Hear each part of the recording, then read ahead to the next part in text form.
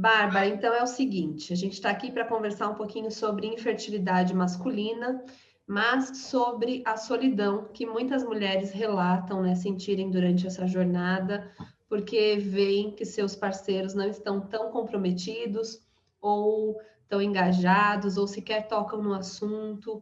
Muitos se recusam, inclusive, a fazer o espermograma, que é o exame mais básico, né, e que mostra tanta coisa importante. Então, até que ponto vale realmente ficar em cima, né, bater nessa tecla? Por que que os homens reagem de uma maneira diferente às mulheres? Oi, Aline. Primeiramente, queria agradecer o convite.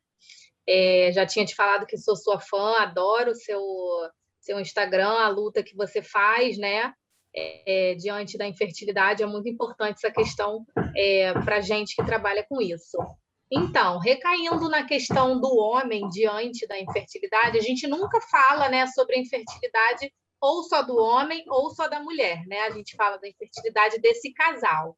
As mulheres, elas lidam de uma maneira, embora ainda seja muito difícil você ser diagnosticada infértil, elas lidam de uma maneira muito mais compreensivas de si próprias, né? Quando elas recebem esse diagnóstico. Já para o homem, não. Recai naquela situação de que tá, como que saiu do comum, né? O comum é o homem, quando o casal decide engravidar, ele simplesmente precisa fazer sexo com a sua esposa e o bebê vai chegar.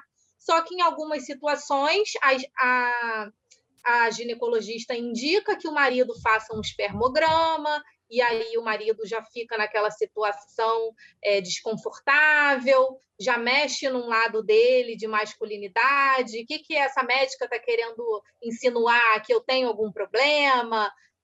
Enfim, e aí começam essas questões que precisam ser conversadas desde já, e que realmente é muito complicado você começar a conversar desde aí, né? Porque está todo mundo muito ainda fragilizado, estão ainda naquela situação de pisar em ovos. Né? Então, o problema começa aí, né? No primeiro instante que a luz acende para esse casal. Eu acho que a mulher, o que eu vejo aqui, né? A mulher, ela tá muito num lugar de culpa, né? E de merecimento. Então, muitas mulheres me escrevem: ai, eu sinto que eu não sou mãe porque eu não sou merecedora, como se fosse ser mãe fosse algo meritocrático, né? E não é. Se fosse assim, gente, aquelas mulheres que não querem engravidar, elas não teriam filhos, né? E não é assim que funciona. Ser mãe, a maternidade, a paternidade não tem nada a ver com merecimento, né? Ou com culpa, ninguém tem culpa de nada. E os homens, por outro lado, eles reagem com uma questão que eu vejo como reflexo da nossa sociedade, né, patriarcal, que muitas vezes tem um machismo ali estrutural de, poxa, peraí, como assim? Eu sou menos homem, então? Porque como assim? Não, né? Naquela rodinha de amigos, sempre tem piadinha sobre isso. Então, eu acho que isso também é reflexo, né, desse cenário que a gente vê aí ao Totalmente. longo dos anos. Totalmente. Eu diria que é quase 100% reflexo disso. Eu tenho um grupo de tentantes com sete tentantes. Das 7, uma das tentantes tem um marido que é compreensivo, que é uma cabeça mais aberta, que desde sempre, né, esteve, vamos investigar, porque pode ser que tenha um problema meu também, que foi, a gente até brinca, né, vamos botar ele no grupo, a gente precisa que ele fale para os outros maridos, porque é uma coisa incomum mesmo, a maioria deles tem o mesmo comportamento. Diante dessa situação, é o que está enraizado neles. Né? Então, assim, mexeu num ponto que gera uma dificuldade ali deles lidarem com aquela situação. E até chegar ao ponto deles irem desfazendo esses nós, querer ter a informação que muitas vezes as mulheres querem muito mais e buscam muito mais, aí começam aquela situação de um estar caminhando pelo caminho A e o outro pelo B. E achar que cada um quer uma coisa diferente. E às vezes não, às vezes basta uma conversa, né? Sentar ali, escutar o outro, saber a necessidade do outro. E é isso que eu queria te falar, né? Até quando eu sei que. Porque também é muito desgastante, né? O filho é do casal, assim como você começou dizendo que a infertilidade é do casal, porque é isso, né? É o casal que vai trazer essa criança, não é só a mãe, não é só o pai, por mais que o problema seja de um ou de outro. Mas é muito desgastante a gente ficar tentando convencer o parceiro o tempo todo, né? Então, primeiro assim, né, para esses homens que não estão tão abertos, né? Como que a gente pode fazer para trazê-los para mais perto, para fazer com que eles entendam? E aí, o segundo ponto é, se mesmo com a nossa, né, disponibilidade, tentativa, que já é, né, poxa, você já vai demandar ali uma carga mental para isso. Ele Sim. não quiser vir, o que você recomenda? Porque aí eu acho que precisa ter uma conversa muito séria, né? Porque você está Exatamente. indo em busca de um sonho em conjunto, e esse sonho é uma pessoa, né? É um filho, então não é Para o qualquer resto da coisa, né? vida, né? Exatamente. Como lidar, Então, né? Aline, com certeza. Aline, o primeiro ponto, né, crucial é a conversa, né? Vamos lá. Eu quero isso. Você quer também? O nosso objetivo é o mesmo? Nós dois temos os mesmos desejos? Se sim, se a resposta for sim, isso não significa que não haverão outras dificuldades no caminho, muito pelo contrário, entendeu? Quando o casal resolve dar as mãos para lutar contra a infertilidade, assim, eu já passei por isso, é o que eu sempre converso com as meninas. Depois que você passa pela infertilidade, por tudo que acontece, por todos os sentimentos que geram nesse casal, e você passa por isso, qualquer briga lá na frente vai parecer uma bobeira, sabe? Porque é um momento assim de grande autoconhecimento do casal, né? Dos dois, você enxergar o seu esposo da maneira com que ele foi criado, entendeu? Vem essas questões todas da parentalidade, né? Porque vocês são um casal, mas cada um teve a sua história anterior. É um exercício de tolerância, né? Mútua. Exatamente, exatamente. Então, assim, esse primeiro passo só pode ser dado através do aval do outro. Sim, eu quero, sim, eu também quero. E aí os dois vão para frente para ver os próximos passos. Quando o homem se coloca, eu não tenho muita certeza, se eu não for pai, tem muitos homens que trazem esse discurso, amor, se eu não for pai, não tem problema. E muitas das vezes isso é apenas uma maneira deles se blindarem diante da situação que ali está, né, colocada em fogo, tal.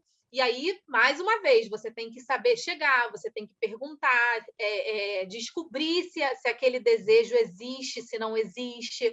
Porque, assim, todas as pessoas, elas têm esses gatilhos, né, de nos armarmos contra uma situação. Tá muito difícil. Eu também não quero mais, então. E não é, né? É uma defesa, né? A gente está falando de um filho, a gente não está falando, eu quero comer uma pizza que não chegou, então também não quero mais. Não, a gente está falando de um projeto de vida muito importante, né? Digamos que um dos mais importantes no âmbito familiar. E aí, diante do sim, diante do conhecimento do desejo do outro, aí bola para frente. Se o marido chega e realmente demonstra e fala que não quer, que não é o desejo, que muitas vezes esse marido também, ele não vai ser muito claro, muito direto de dizer que não quer, porque ele não quer magoar outra pessoa, né? É difícil lidar com essa situação. Às vezes isso é um desejo só da mulher, e realmente tem homens que não têm esse desejo. E aí cabe à mulher. A gente já vê, né, na mídia várias histórias de mulheres que terminaram um casamento porque os Sim, parceiros não queriam ter filhos. sim. Então, assim, se a gente se coloca, né, nós mulheres, nós nos colocamos numa situação de entender de o que quer, de aceitar que o sonho talvez não vá ser junto dessa pessoa, não adianta querer pelo outro, né? Tem que ser uma coisa pelos dois. E isso só vai ser resolvido, esclarecido sempre na conversa, com a clareza. Bem, e aí então acho que você falou é muito importante, porque existem duas situações, né? Na verdade, existem várias, mas se você chegar à conclusão que esse sonho, né, da paternidade não é um sonho do marido, né? Que é isso. Pode ser que ele só não esteja sabendo lidar e vai precisar de uma ajuda, e talvez os dois precisem passar até por uma ajuda psicológica, uma terapia, né? Entender esse desejo também, né? Porque talvez a vivência dele não foi boa com o pai dele, né? A visão que ele vê dos amigos sendo pais também não seja boa. Então, tudo isso pode estar bloqueando. Agora, quando realmente tudo isso foi avaliado, foi conversado, né? Foi trazido ali de uma maneira muito honesta, que eu acho que é isso que tem que acontecer, e se chega à conclusão que definitivamente ele não quer ter filhos, aí é hora de pesar uma grande decisão que pode acontecer, porque se a mulher quer muito, e isso é uma prioridade para ela, né? Acontece, já várias pessoas me contaram que largaram os maridos e precisa pesar os prós e contras, né? Então, eu vou seguir numa maternidade solo, porque também encontrar um outro parceiro disponível, né, a encarar essa vida familiar e tudo mais, não é da noite para o dia, né? É uma construção. Exatamente. Ou, poxa, peraí, ele não quer, né? Deixa eu avaliar o meu desejo também de onde vem e pesar nessa balança o que vai valer mais a pena para mim também, né? Porque de repente você tem um relacionamento muito bom, muito sólido, com muito respeito, cumplicidade, né? Amor, e esse é o ponto de defasagem. Então, acho que é isso também, né, Bárbara? Fazer esse peso. Sem dúvida, é o que a gente trabalha bastante isso na psicologia, né? Não é porque a gente fez uma escolha que a gente precisa se libertar de todas as outras possibilidades que existem.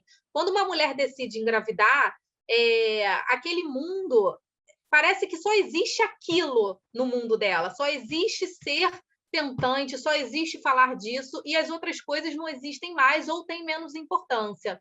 Só que algumas vezes, sim, o relacionamento, se ela for parar para avaliar, às vezes o relacionamento é até mais importante do que a simples vontade de ter um filho.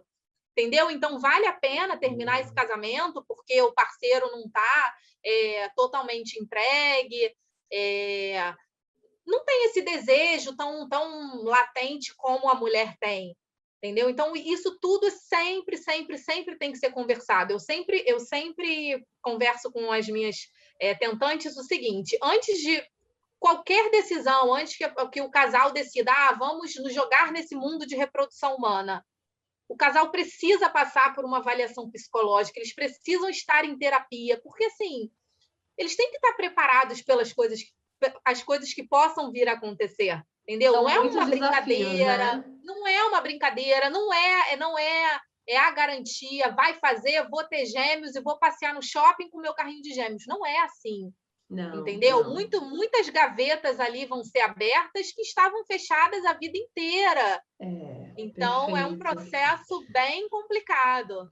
Essa E os questão que você homens, falou, da garantia é muito interessante, porque não existe garantia nem para uma decisão e nem para outra, né? Então, exatamente. decidir, vamos seguir juntos, a gente vai precisar de um tratamento, de repente, a gente sabe o quanto é desgastante emocionalmente, financeiramente, a vida do casal, né? O relacionamento mesmo, a vida sexual, a vida amorosa do casal, né? O quanto fica em xeque nesse momento também, Muito. porque tudo que era prazeroso vira uma obrigação, né? Então, muitos homens também, as mulheres já relataram para mim que se sentem um objeto. Então, né, é como se revertesse ali, né? A mulher sempre foi colocada como objeto, né, culturalmente, mas nesse momento que ele passa a ver que a mulher dele só procura ele, né, naquele período de ovulação, e que aí ela tá toda animada, isso também causa nele uma insegurança de, opa, peraí, né? Então, tanto nessa decisão de continuar, quanto nessa decisão de não, nossas vidas não estão alinhadas, pesamos aqui e tem mais pontos contra do que a favor, vamos separar. As duas coisas são muito desafiadoras, né? E esse casal precisa estar bem lúcido para decidir, porque são decisões que vão mudar a vida completamente, né, Bárbara? Tanto de um lado quanto do outro. Exatamente. Eu digo que, infelizmente, os homens ainda são muito preconceituosos em relação à terapia, né, primeiramente, e ao tema, né, ao tema de infertilidade. Eu, assim, tenho escutado poucos homens. Às vezes eu tento trazer os parceiros de algumas pacientes, porque é o momento de conversar com os dois, poucos homens estão ali abertos para falar, mas se eles fossem disponíveis, o que a gente ia escutar muito é essa fala que você teve, realmente, eu me sinto um objeto. Eu digo isso, assim, por experiência própria na minha casa. Eu passei por essa questão da infertilidade, conversava muito com meu marido, mas que era uma coisa minha já, a questão da profissão, então era sempre muito importante saber como ele se sentia, né, diante do que a gente estava vivendo, e ele brincava mesmo, ele falava, é mecânico, né? Tem que ter horário, ou tem que, né? Hoje não pode porque tomou remédio, hoje não posso nem falar com você porque você tomou hormônio, eu sei que você está mal-humorada. Então, assim, é uma questão mesmo de muita se doar muito para o outro, né? Porque senão vem um avalanche de problemas, de aborrecimentos, sem dúvida alguma. E por outro lado, né, você falou que você conversava muito com ele, mas muitas mulheres também entram no lugar de, poxa, ele devia estar fazendo a parte dele, né? Então, quer saber? Se ele não faz também, eu não vou ficar cobrando, eu não vou fazer tal coisa, eu cansei. Teve uma seguidora que me chamou no direct, que eu fiz a jornada para fertilidade, e ela falou assim: nossa, eu vou mandar para o meu marido o link e vou ver se ele assiste. Aí eu falei, nossa, que ótimo, é tão bom quando os casais assistem juntos mesmo. Ela falou, não, sabe por quê? Porque eu já cansei de falar para ele que ele também precisa procurar ajuda e a gente precisa estar junto, e junto no médico, fazer os exames juntos. Então, quem sabe, ele assistindo o que você disse, ele vai se conscientizar, porque ele fala para mim que, imagina, todo mundo engravida, a mulher foi feita para engravidar, isso aí é porque você está muito pilhada, você só pensa nisso. Não, você precisa relaxar. Só que já faz mais de um ano que ela está tentando. Então, todos os tabus parece que se encontram, né? Quando é esse assunto que está ali em pauta. Eu nos meus stories do Instagram, eu falo muitas coisas diretamente para os maridos, né? Para que eu tenho bastante seguidores homens, por incrível que pareça, e sei que muitas esposas que os homens são ausentes em relação a isso, elas aproveitam o gancho ali e encaminham, né? Se ele vai assistir ou não, não sei, mas em algum momento ele vai, né? O que ela está me encaminhando? Vai dar uma olhada e serve como uma indireta, né? Que elas querem dar. Eu tenho uma paciente que ela me conta sobre o relacionamento dela, que é um relacionamento ótimo, segundo ela, saudável, de muita diversão, eles conversam sobre tudo, eles só não tocam no assunto da infertilidade. Então, assim, aí eu, ao mesmo tempo, rebato para ela, isso é ter um relacionamento ótimo, o maior dos problemas que você está enfrentando nesse momento você está aqui em terapia comigo porque você fala que você não tem uma válvula de escape para conversar, você não conversa com a sua mãe, porque a sua mãe é uma pessoa idosa e não entende como fazer tratamento para ter filho, e o seu marido, que está dividindo a sua vida com você diariamente, esse assunto não pode ser tocado. Ele dá o aval, ele paga as coisas, ela vai às consultas sozinha, ele vai na transferência, enfim, mas ele não se envolve. Se dá negativo, ele está ali olhando que ela está triste, mas ele não pergunta como você está se sentindo, né? Ou, enfim, fica aquela coisa surreal Difícil. entre os dois.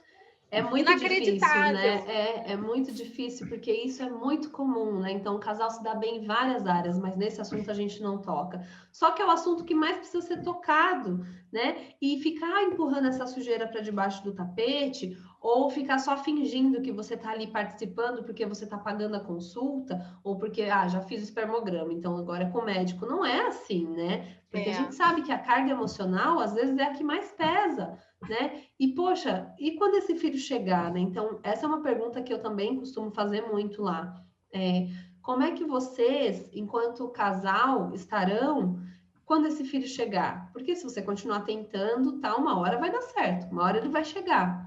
Que paz ele vai encontrar, né? Porque é ali que o play é ligado, né? É ali que o jogo começa. Quando você chega na maternidade com aquele bebezinho em casa, ali é que o negócio começa. E se a parceria não tiver estabelecida, aí tem um outro problema também. Você vai começar a se julgar, se criticar. Poxa, será que era para isso que eu queria tanto? Porque vai ter o puerpério, que não é fácil, né? Noites mal dormidas, você ali amamentando. A gente sabe que esse período aí dos primeiros meses é muito difícil, é muito tenso. Se não tiver uma parceria ali, você começa a se questionar, poxa, por que que eu quis tanto isso? E aí, ao mesmo tempo, vem a culpa, porque você fala assim, gente, eu tentei tanto engravidar, eu fiz tratamento, eu me dediquei tantos anos para isso, às vezes, e agora eu estou questionando o meu desejo realizado, que pessoa péssima eu sou.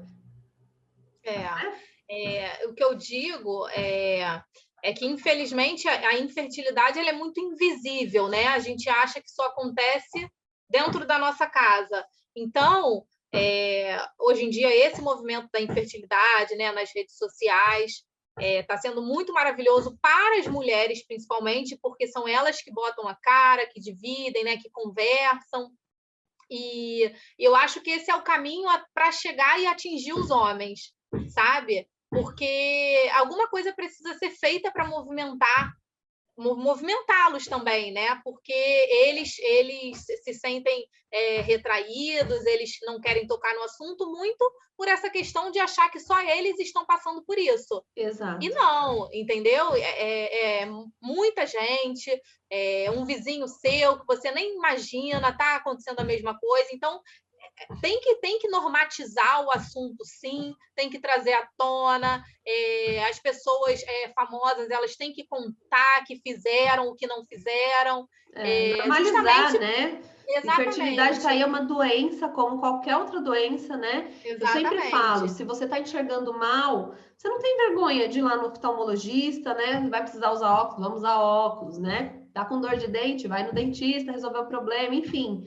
Qualquer que seja o problema, a gente vai no médico e resolve. Quando o assunto é infertilidade, aí fica esse grande tabu, você não fala para ninguém, você não quer abrir, você não quer procurar ajuda, mas pensa nela como uma doença, porque é isso. Tá tentando um ano engravidar e não aconteceu, existe algum problema que precisa ser revisto. E muitas E às vezes vezes é esse uma coisa problema é do simples. homem, né? Muitas vezes esse problema é do homem. Eu lembro de uma história que eu contei, na história inspiradora, de um casal que ficou 18 anos juntos tentando engravidar, um casal muito simples, assim, do interior, eu não lembro qual era o estado, e aí uma clínica, eles procuraram uma clínica, né, e viram que realmente não ia dar certo, a idade dela já estava ficando já ovular, né, a idade ovular mais avançada, e ela procurou essa clínica e o médico fez um plano ótimo para eles, entendendo toda a situação.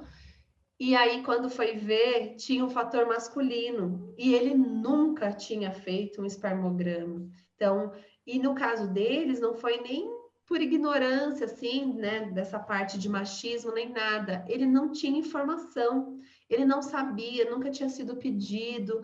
E eu lembro de uma frase dela que me marcou muito, que foi assim: ele ficou muito aliviado quando ele soube que o problema era dele, porque ele nunca tacou na minha cara que o problema era meu, que a dificuldade era minha. Todo mundo só falava comigo. Mas Uhum. ele nunca me falou, mas você não pode ter filho. Ele sempre falou, a gente não pode ter filho. Então, quando veio o diagnóstico dele, ele não tinha remorso nenhum, ele não tinha do que se arrepender, né? Ele estava junto com ela. E eu achei aquilo tão bonito. E é isso, às vezes, gente, é um exame que você precisa fazer para descobrir tanta coisa, né? E te dar essa luz para direcionar para onde é que você vai seguir. Verdade. Eu tenho um artigo que eu gosto muito, que ele fala sobre quando você recebe o diagnóstico de infertilidade. Ele causa a mesma sensação de você receber um diagnóstico de câncer, né? E quando você recebe um diagnóstico de câncer, você imediatamente é acolhida, né, pelos familiares, enfim, a atenção fica muito voltada para você, você é recebida de carinhos, de cuidados. E na infertilidade acontece o contrário. Quando você recebe o diagnóstico, você deveria receber tudo isso de bom e você se sente simplesmente solitária ali. Você precisa ficar invisível porque você não quer que as pessoas vejam, né? O seu sofrimento vai incomodar as pessoas, a sua dor vai incomodar as pessoas. Então, você imagina o que não fica o psicológico dessa pessoa, desse casal que enfrenta isso. Por Nossa, isso que que é uma interessante. loucura. Pois é, por isso que, assim, hoje em dia também, a minha área, a minha profissão, ela vem crescendo em relação a isso, porque antigamente terapia era para eu não tô doida, para pessoa maluca, né? terapia era para curar, para tratar alguma coisa, e hoje em dia não. Hoje em dia a terapia ela é preventiva, a gente trabalha de maneira preventiva, para quando você chegar lá na frente e se deparar com aquele baque, você já se conhece muito bem para lidar com aquela situação. Então, você vai saber passar da melhor maneira que for para você por qualquer situação. Perfeito.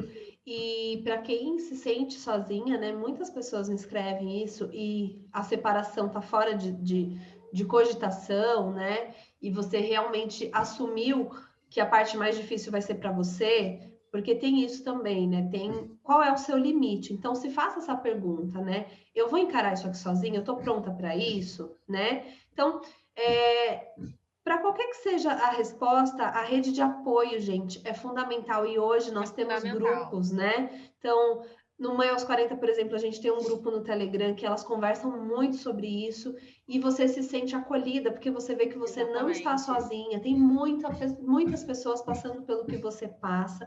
Então, se apegue a isso também, né? Ouça outras histórias, né? Veja que você não está só e, claro, entenda qual é o seu limite, até onde que é saudável, né? Você persistir nisso se ele não quiser prosseguir, ou de repente, até onde você pode ir para realmente fazer com que ele se abra mais para isso, porque às vezes é simplesmente esse preconceito mesmo, ele quer tanto quanto você, mas ele não sabe demonstrar, ele não aprendeu a demonstrar, né? Então, acho que é tudo isso.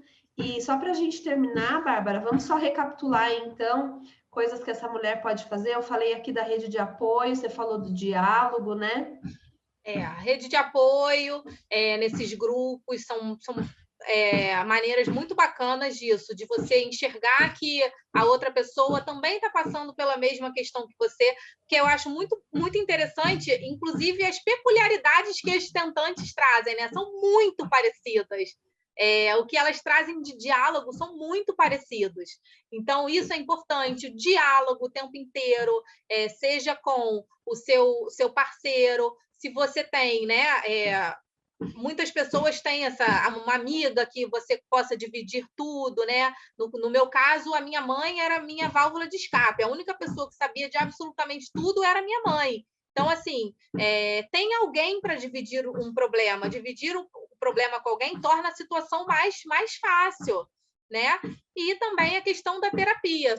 A gente sabe, né, que tem a questão financeira, é um gasto a mais, mas você, tendo desse recurso, achando necessário, faça a terapia, não tenha preconceitos. A terapia é uma forma de autoconhecimento incrível, sabe? E lá você vai perceber que é o que eu sempre trabalho isso com todas as meninas, que é importante aproveitar o processo, mesmo que o processo seja doloroso, entendeu? Na dor, a gente encontra muita coisa legal. Na dor, Esse é o meu lema. Esse é o lema do Mãe aos 40. Aproveite o processo. Você não tem que passar por ele? Gente, pense que está numa viagem, né? Tem uma estrada e você vai precisar atravessar de um jeito ou de outro. Você quer atravessar do jeito mais difícil ou você quer atravessar do jeito mais leve, né? Isso só é possível com autoconhecimento. Aproveite o processo, porque esse processo, quando você usa ele a seu favor, você se torna uma pessoa melhor, uma mãe melhor para o filho que vai vir, um pai melhor para o filho que vai vir. Você descobre assim muita coisa legal no processo, sabe? É um divisor de águas. O estado do sofrimento, ele é um divisor de águas. Você passa a enxergar quem está do seu lado, você passa a enxergar que existe mais amor onde você achava que não existia, você passa, aquela pessoa ali é desnecessária na minha vida. E, às vezes, isso também é importante, sabe? Esse desligamento, esse desprendimento. Então, as minhas dicas para você que está enfrentando essa situação, principalmente são essas, e ter em mente o objetivo, não desistir, sabe? Não desistir porque o que eu sempre escrevia no meu Instagram antigo, que eu relatava o meu dia a dia como tentante, eu falava, independente do que está acontecendo, está mais perto do que longe. Um dia a mais está cada vez mais perto. Então, não adianta passar por isso tudo e aí abandonar o barco, porque não vai chegar. ou colocar limites, assim, né? Ah, se não acontecer esse ano, não vai. Se não acontecer nessa FIV, não vai. Se não acontecer... né? O seu objetivo aí, então, é o tratamento, não é o filho, né? Então, acho que é isso também, entender o teu limite. E tudo bem também se você falar, quer saber? Cheguei no meu limite, eu tô Exatamente. me desgastando muito com isso aqui, porque, gente, a vida é múltipla, né? A vida tá aí para ser vivida, a gente só tem o hoje. Então, às vezes, você tá tão no futuro, e você tá perdendo o hoje, você não tá rindo no hoje, você não tá É sendo feliz verdade. no hoje, pensando só no futuro, sabe? E essa preocupação não vai trazer seu bebê, né? Essa angústia não vai trazer seu bebê. Esse medo não vai trazer seu bebê, vai te paralisar e vai te impedir de fazer o que você precisa fazer. Então, às vezes, tudo que você precisa é realmente dar uma pausa na sua cabeça, colocar a cabeça no lugar, entender o que vale a pena levar adiante, o que é preciso retroceder, quantas vezes a gente dá 2 passos para trás para dar um para frente, né? Só que tudo isso só vai acontecer se você se conhecer, se você se permitir se ouvir, né? Nomear seus sentimentos e entender que não existe sentimento ruim, né, Bárbara? Cada sentimento tem o seu lugar. E tudo bem você sentir raiva por aquela amiga que engravidou sem querer. Tudo bem você Exatamente. sentir, né? Você se comparar. Tudo bem, desde que isso não fique ali, ó, pesado em você e você só viva isso, né? Porque a vida tá passando. Então, eu acho que esse é o recado que a gente deixa, né, Bárbara? Se cuide hoje, né? Exatamente. Exatamente. Bom, Faço das suas as minhas palavras. adorei nossa conversa, que bom que deu certo. Também E, adorei. meninas, sigam a Bárbara, vou deixar o link dela aqui embaixo para vocês acessarem. Tem várias dicas legais lá também. E não se sintam sós, tá bom? Nós estamos juntas. Procure aí a rede de apoio que melhor vai te acalentar. E se de repente você tá num grupo, porque também tem isso, às vezes você entra achando que é rede de apoio e é um negócio que eu falo assim, que é a síndrome da desgraceira.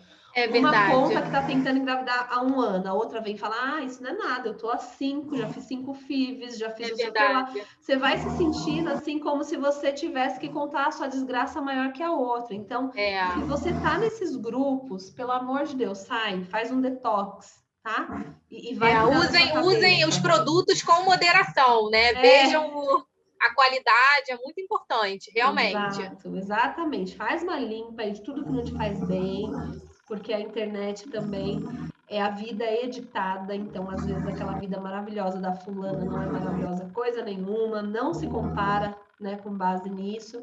E tente aí, né, acalmar seu coração e colocar essas dicas em prática. Espero que a gente tenha ajudado, tá bom? E até a próxima conversa. Muito obrigada, Bárbara. Nada.